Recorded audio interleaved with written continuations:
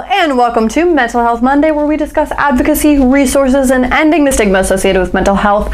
My name is Amanda, and I am your host this morning. Might not be morning when they're watching this, so I'm gonna start over. Okay, because they could be watching in the middle of the night. We don't know. I don't want to just assume everybody's a morning bird like I am. It's not even the morning now. It's like almost 11, isn't it? We got the header. Okay, cool. Hello, and welcome to Mental Health Monday, where we discuss advocacy, resources, and ending the stigma associated with mental health.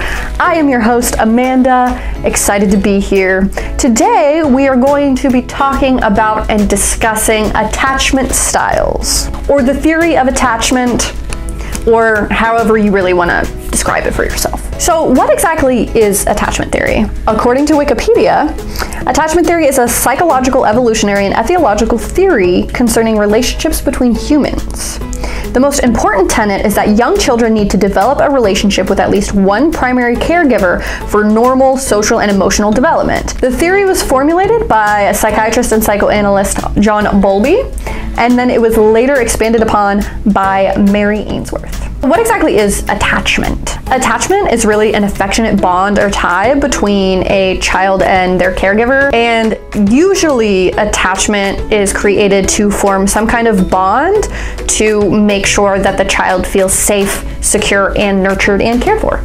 And without that bond and that safety and that security, that can lead to many different attachment styles. So previously in our videos, we talked about understanding childhood trauma and how to cope with childhood trauma. And a lot of times the reason why we develop these attachment styles is because of things that happened in our childhood. If we look at interpersonal relationships, romantic relationships, the way that we interact and feel about other people or attach ourselves to other people is really, really dependent on how we learned attachment when we were kids. This can be anywhere from getting anxious when somebody doesn't text you back, or completely blowing up when somebody doesn't return your phone call. It all really depends on how we were taught to handle interpersonal relationships when we were kids. If you had an emotionally distant or emotionally avoidant parent, most likely you will develop something other than a secure attachment style. Having a secure attachment style means that you were taught tools when you were a kid to securely attach with other people, that you can safely connect with other people and it's not really emotionally a big deal for you. There are 3 other attachment styles other than secure,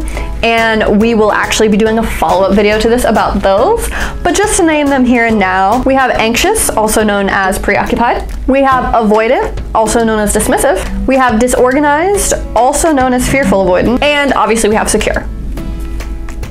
Now, depending on how you were raised and the relationship that you had with your caregivers really depends on which one of these attachment styles you fall into. Now, it's really, really important to know what your specific attachment style is so you can learn to cope through it. Attachment styles can really, really affect our interpersonal relationships, whether that be with our friendships, with our relationships, with our partners, in our work and social life. Understanding your attachment style can lead to healing and having secure and beautiful relationships with other people. Now, there is hope to move from a, let's just say an anxious attachment style to a secure attachment. There is always growth that can happen, and you can always lead yourself to become securely attached. Now, that's just a very short synopsis of what attachment theory is and what attachment styles are.